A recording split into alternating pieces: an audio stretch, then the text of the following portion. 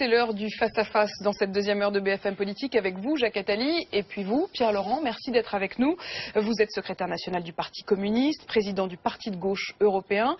Vous avez écouté notamment la partie il y a quelques instants où Jacques Attali s'exprimait sur la flexibilité du monde du travail et notamment à partir de la question de l'ubérisation de la société. Jacques Attali qui disait il y a un instant qu'on allait tous devenir des intermittents du spectacle et que c'était une bonne nouvelle dans la mesure où on alternerait des moments où on travaille et des moments où on est formé et rémunéré pour se former tout au long de la vie.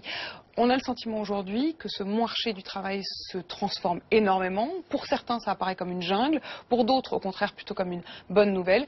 Vous allez en débattre. Pierre Laurent, c'est à vous. Oui, bonjour Monsieur Attali.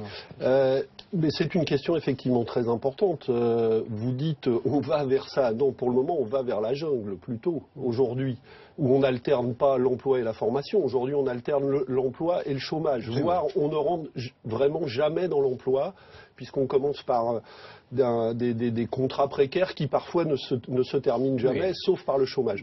Donc effectivement il faut inventer un autre système. Nous, ça fait des années qu'on avance une proposition qu'on appelle la sécurité emploi-formation et qui serait justement une sorte de nouveau rapport au travail et qui permettrait d'alterner en étant rémunéré des périodes d'emploi et des périodes de formation.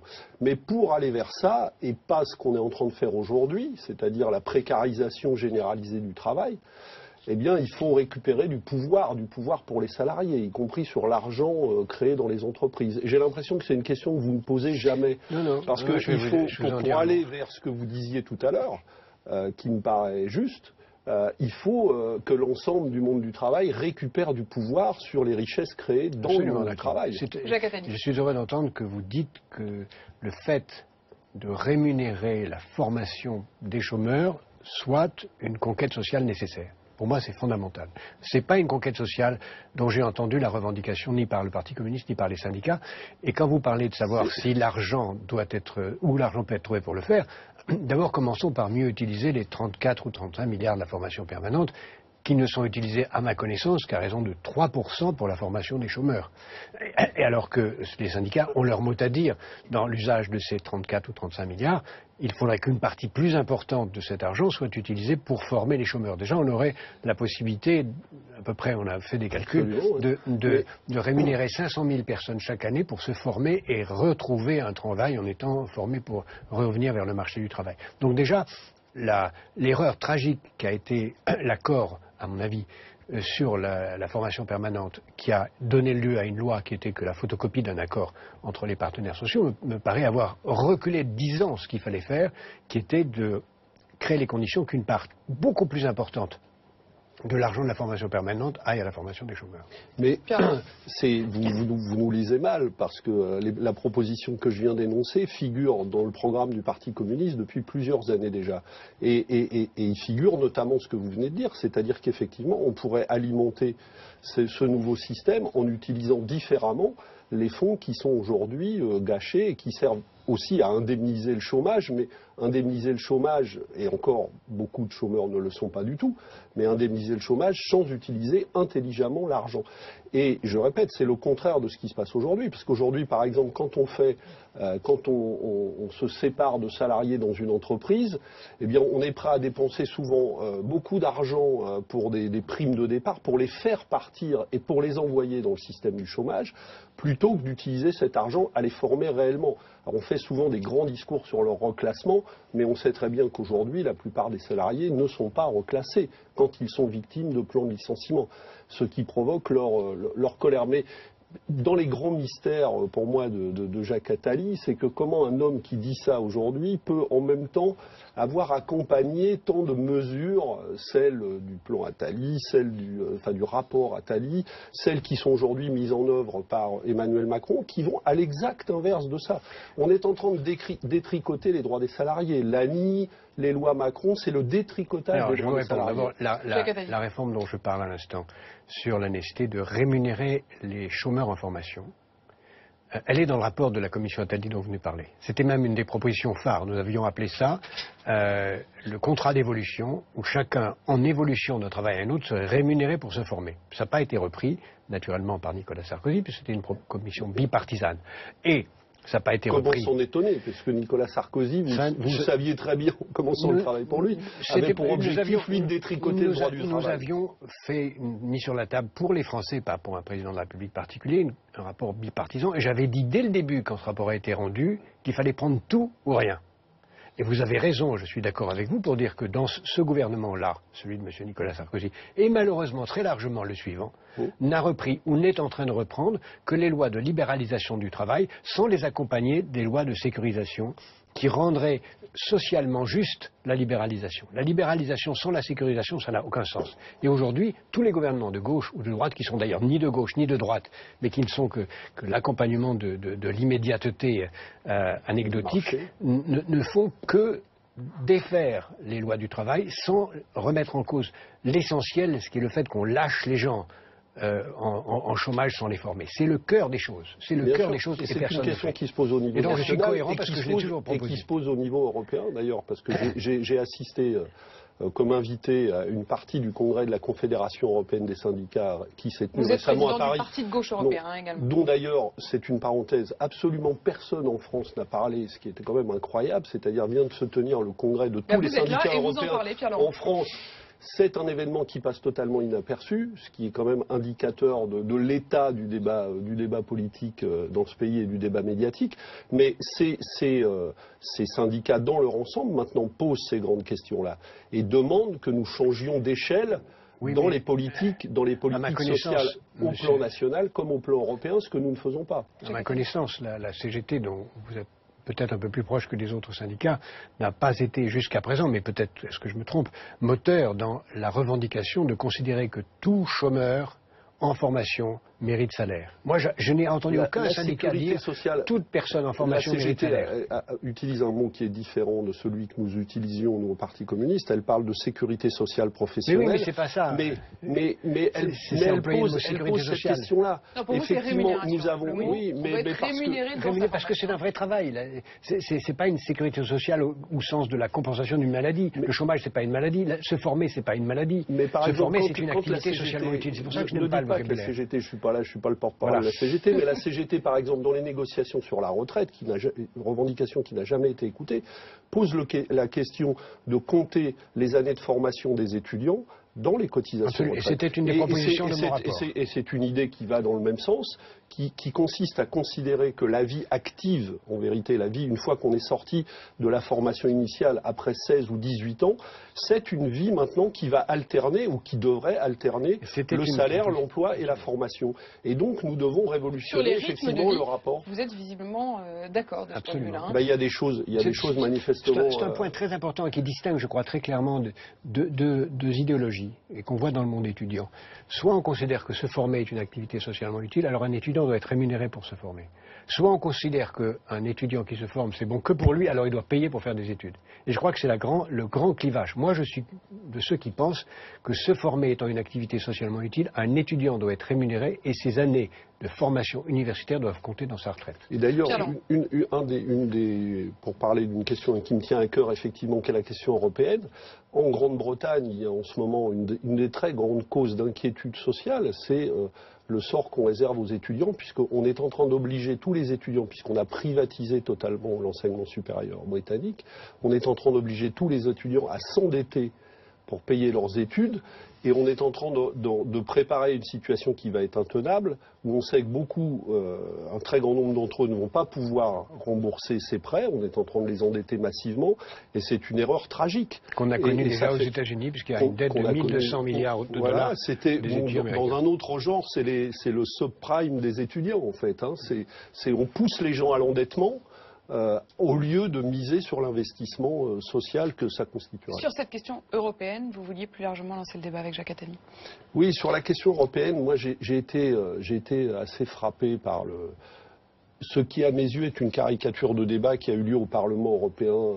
Je voulais savoir ce que Jacques Attali en pensait, entre Marine Le Pen et le couple franco-allemand.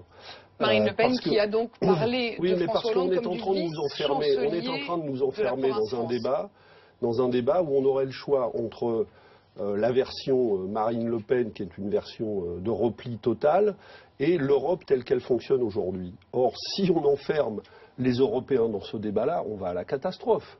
Parce que manifestement, la très grande majorité des Européens ne veulent pas poursuivre les modèles libéraux tels qu'ils ont été appliqués en Europe aujourd'hui. Et si la seule réponse qu'on laisse entendre, c'est celle de Marine Le Pen, on va vers une situation européenne catastrophique qui peut se terminer par la fin de l'idée européenne. Moi, je suis attaché à l'idée européenne, mais pour ça, il faut changer totalement le modèle sur lequel on a construit l'Europe aujourd'hui. Et il faut retrouver le sens d'un modèle qui soit un modèle qui construise de la coopération et de la souveraineté partagée. Aujourd'hui, on est à milieu de ça. Je suis désolé, Apolline, nous sommes d'accord encore une fois. Mais tant mieux, au contraire. Je pense que la grande question européenne, c'est la question de savoir si elle avance dans la bonne direction ou pas. Ça me fait penser au moment où on a donné le droit de vote aux femmes. Là, j'espère que vos yeux, ça allait dans la bonne direction. Ça allait dans la bonne direction, mais pendant très longtemps, ça a entraîné la victoire des réactionnaires qui se sont imposés parce que les femmes votaient réactionnaires pour des tas de raisons idéologiques. Probablement parce que la maturité politique de la femme n'était peut-être pas encore. Exactement. Et pour autant, les forces de mouvement dans la société française ont voté pour le droit de vote aux femmes, sachant que ça allait leur faire perdre 30 ans dans l'accession au pouvoir. Eh bien, je pense que c'est pareil en Europe. Nous avons construit une Europe comme on a pu, on l'a construit par le marché. Et nous avons le sentiment qu'il n'y avait pas d'autre façon de le construire. Comme on a voulu, pas comme on a pu. Comme on a voulu. On n'a pas pu faire autrement. Ça a été des choix politiques. On n'a pas pu faire autrement. En 58, le marché commun était la seule voie nécessaire. Ensuite, on a fait le marché unique. On ne pouvait pas faire autrement parce que le marché commun ne fonctionnait pas, il allait casser. Le marché unique allait casser si on ne faisait pas la monnaie unique. Mais maintenant, on voit le bout du tunnel. Je suis convaincu que maintenant, on est en train d'approcher de la phase véritablement démocratique. Et la phase démocratique va permettre progressivement d'avoir un vrai choix, droite-gauche à l'intérieur de l'Europe. Le choix démocratique vient d'où? C'est que progressivement, par le biais, dans l'eurozone, par le biais de la monnaie unique, on a construit un trésor européen, un budget européen. Peu de gens savent que, tout à fait démocratiquement, la mise en place de ce qu'on appelle le MES, c'est un budget européen de 500 milliards qui est sur la table depuis quelques mois. Il est là, il existe. Et maintenant, on va pouvoir l'utiliser de façon démocratique. Et donc, progressivement, la dimension démocratique de l'Europe est en train de se mettre en place. Oui, mais d'abord, je conteste l'idée qu'on l'a fait comme on a pu. On l'a fait comme on a décidé de le faire. Et quand il y a eu, en 2005, le débat sur le traité constitutionnel européen, moi, j'appelais à voter non à ce traité constitutionnel européen, non pas parce que j'étais contre l'Europe, on a essayé de beaucoup nous caricaturer. Vous avez sûrement voté oui au traité constitutionnel européen. Eh bien, à l'époque, on avait le choix. On avait le choix, justement, d'ouvrir une autre voie. Et on ne l'a pas fait. Et à chaque fois qu'on a pu ouvrir ce débat, on l'a refermé. François Hollande s'est fait élire en disant « je vais renégocier le traité budgétaire européen ».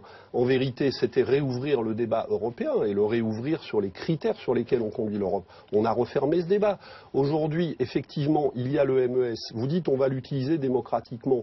Mais aujourd'hui, la seule manière avec laquelle on utilise le MES, c'est que justement, on impose aux pays qui en bénéficient, ça vient encore d'être le cas de la Grèce, des contreparties qui vont dans le sens contraire de ce que nous disions au début de notre échange. C'est-à-dire, on leur impose des prétendues réformes qui sont en fait la destruction de leur marché du travail, la destruction de leurs atouts nationaux.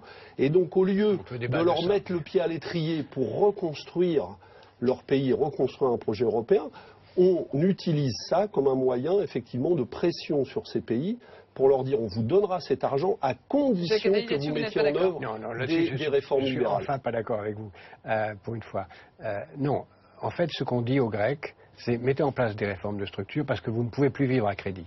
Je crois que la distinction, vous, ce que vous appelez austérité, moi j'appelle ça vivre au crochet des générations suivantes. On ne peut pas vivre plus longtemps au crochet des générations suivantes et les Grecs ne peuvent plus vivre au crochet des générations suivantes. Ni des générations suivantes grecques, ni des générations suivantes des autres Européens. C'est pas possible. Donc pour ne plus vivre au crochet des générations suivantes, eh bien il faut équilibrer son budget, il faut réduire sa dette et ça passe par des réformes qui sont la réduction des rentes. Ce qui s'est passé en Grèce, c'est la réduction des rentes. C'est vivre au niveau de ce que vous disiez tout à l'heure, dans l'idée que les hommes politiques partout, en Grèce comme en France, doivent en gros gérer leur pays en bons pères de famille. Ils doivent penser à l'intérêt des générations suivantes. La réduction des rentes, je vous trouve très optimiste parce que pour le moment, c'est pas les créanciers qui s'en tirent le plus mal dans l'affaire de la Grèce. C'est plutôt les Grecs payent l'essentiel de l'addition et des Grecs qui n'avaient des Grecs, des travailleurs grecs qui étaient déjà dans la difficulté, et les créanciers, eux, s'en tirent plutôt pour le moment pas trop mal. Donc on n'est pas en train justement de s'attaquer à ça. Oui, les rentes, c'est pas les revenus des créanciers, les rentes, c'est les rentes internes à la société grecque. Oui, non, mais vous ne pouvez pas dire que les gens en Grèce, pendant les 5 ou 6 dernières années, ou même les 10 dernières années, se sont enrichis. Si, une poignée d'armateurs, des gens très privilégiés, mais la très grande majorité de la population grecque a vécu très durement ce qui s'est passé. Et toutes les premières années de mémorandum qu'on leur a appliquées ont abouti sur un effondrement de la création de richesses dans ce pays, puisque le PIB a reculé de 25%. Donc on n'a pas aidé ce pays à s'en sortir. On l'a mis à genoux. Et aujourd'hui, il faudrait... Nous sommes en Europe, dans un très grand nombre de pays, nous sommes d'une certaine manière dans une situation qui est proche de celle que nous avons connue à la fin de la Seconde Guerre mondiale.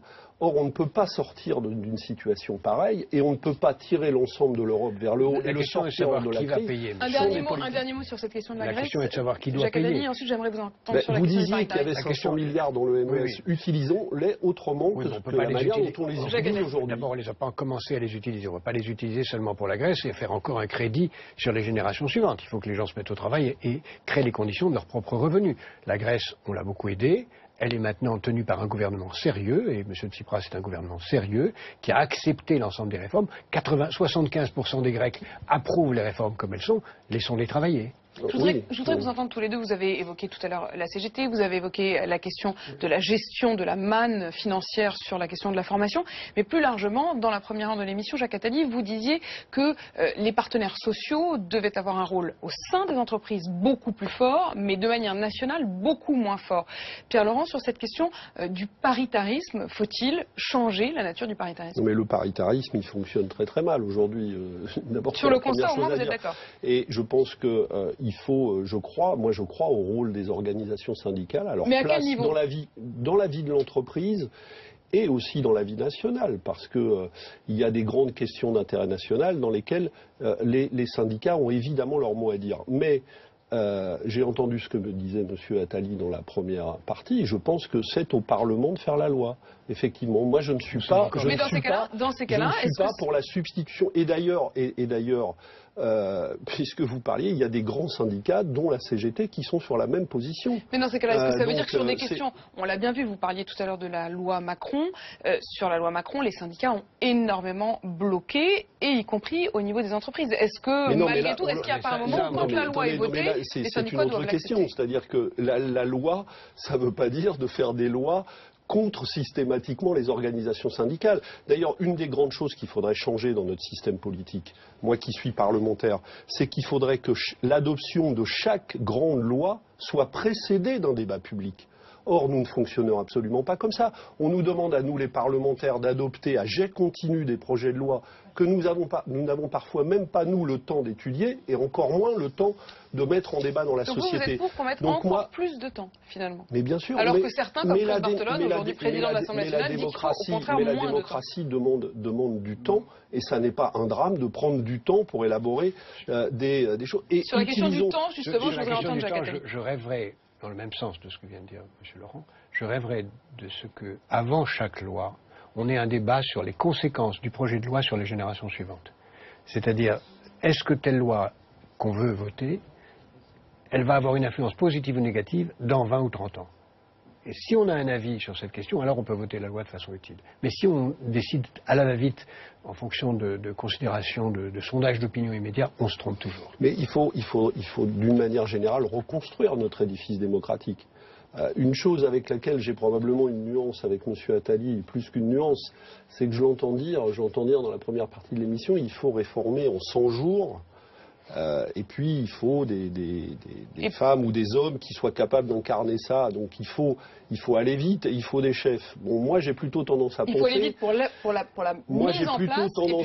J'ai plutôt tendance à penser que la démocratie devrait être une construction permanente et qu'il faut réinventer la manière de faire fonctionner la démocratie à tous les niveaux d'ailleurs, que ce soit en France ou au plan européen ou au plan international, pour justement laisser du temps et laisser du pouvoir à la très grande majorité de nos concitoyens. Un des grands problèmes du malaise démocratique du pays, et moi je suis sur le terrain en permanence, c'est le sentiment, mais ça n'est pas un sentiment, c'est une réalité, qu'ont les gens d'être totalement dépossédés de toutes les décisions importantes qui se jouent dans le pays. Je suis d'accord avec vous, mais ça se joue au fait que les électeurs élisent des gens sans leur imposer un programme. Si on leur imposait un programme, à ce moment-là, les électeurs auraient vraiment le sentiment d'être au pouvoir. Mais pour ça, il faut qu'ils débattent d'un programme et qu'ils l'imposent aux candidats. Et aujourd'hui, les candidats esquivent le programme pour se trouver au pouvoir sans avoir jamais aucune contrainte, puisqu'ils ont été élus sans avoir aucun mandat à l'égard de leurs électeurs. Pour ça, tout naturellement, les électeurs il faudrait aussi changer la manière dont on organise le débat public. Au moins, on est d'accord là-dessus. Vous plaidez pour le fait que, par exemple, pour la prochaine élection présidentielle, on passe l'année 2016 à parler du contenu, et parler des projets, et pas parler du casting ou des petites phrases. Au moins, vous pouvez me reconnaître que... on me le reproche suffisamment de ne pas faire partie de ceux qui jouent en permanence le jeu des petites phrases. Effectivement, je pense que ça nuit profondément à la politique. Parce que la politique, c'est l'espace public où on doit construire la décision collective. Et ça demande du temps, ça demande de pouvoir explorer à plusieurs millions, et pas à quelques-uns dans un bureau, à plusieurs millions, des sujets extrêmement importants. Donc qu'on ne me dise pas qu'on peut faire ça très rapidement sans débat. Et les moyens d'information qui sont considérables ne sont pas au service de cet exercice démocratique collectif. Est-ce que vous êtes aussi critique, Jacques Attali? Tout à fait. C'est pour ça que nous avons ouvert le site france2022.fr où vous pouvez aller pour déposer vos propositions et commencer à débattre. Moi, pour l'élection, même pour des échéances, j'ai créé un outil démocratique qui s'appelle la Fabrique coopérative, avec lequel nous travaillons notre programme et nous travaillons dans cet esprit-là. Parce que la question de l'implication citoyenne dans la construction des projets et des programmes, c'est une question centrale. Donc vous êtes tous les deux favorables à cette idée de démocratie participative, en quelque sorte, mais on a quand même l'impression... Participative, il faut faire attention au mot, parce que ça a été beaucoup utilisé, dénaturé, mais en tout cas, l'esprit, c'est ça. Ça a été effectivement lancé par Ségolène Royal, la première. C'est qu'il faut que la politique redevienne quelque chose dont les citoyens, puisque finalement c'est l'essence du mot même, sont les véritables propriétaires. On en est très très loin aujourd'hui. Jacques Attali, sur cette question quand même de l'incarnation, est-ce qu'il n'y a pas un moment où le dialogue, la réflexion, ça suffit? Février 2017. Février 2017, on verra à ce moment-là effectivement si vous vous lancez. Simplement, juste avant la fin de ce débat, je voudrais vous entendre aussi tous les deux sur cette question. Depuis le début de l'émission, on vous entend et on trouve que, évidemment, on a envie d'en rêver, que les idées précèdent la question de l'incarnation, vous le dites aussi. Mais fondamentalement, est-ce que vous n'êtes pas tous les deux dans une forme d'utopie? Tant mieux d'ailleurs. L'utopie, c'est ce qui n'existe pas. Donc, la seconde qui suit notre conversation n'existe pas. Donc tout est une utopie. Tout réel est une utopie, quel qu'il soit. Donc l'utopie, c'est le réel de demain matin ou de la minute qui suit, et c'est très bien ainsi. La question est de savoir de quelle utopie on parle. Moi, je voudrais une utopie dans laquelle les Français soient heureux d'être là, fiers d'être Français, et conscients que la France est un grand pays, qu'elle peut être encore plus grand, et que c'est à eux de le faire. Et vous, Pierre-Laurent? Heureusement qu'on rêve un peu et qu'on imagine le monde autrement que ce qu'il est aujourd'hui. Et je ne vois pas pourquoi on oppose des changements immédiats, nécessaires, des choses très concrètes. Moi, je suis très attaché à ça parce que je défends des gens et c'est le sens du Parti communiste. Il faut être très concret et très immédiat parce qu'il y a des situations d'urgence, mais ça n'empêche pas d'avoir une vision du monde. Un des gros problèmes aujourd'hui pour moi des dirigeants de notre pays, mais je ne parle pas seulement de ceux qui sont au pouvoir aujourd'hui, mais de ceux qui les ont précédés, c'est que j'ai l'impression qu'on n'a pas de vision. On ne sait pas où on veut aller, on ne sait pas ce qu'on veut faire du monde.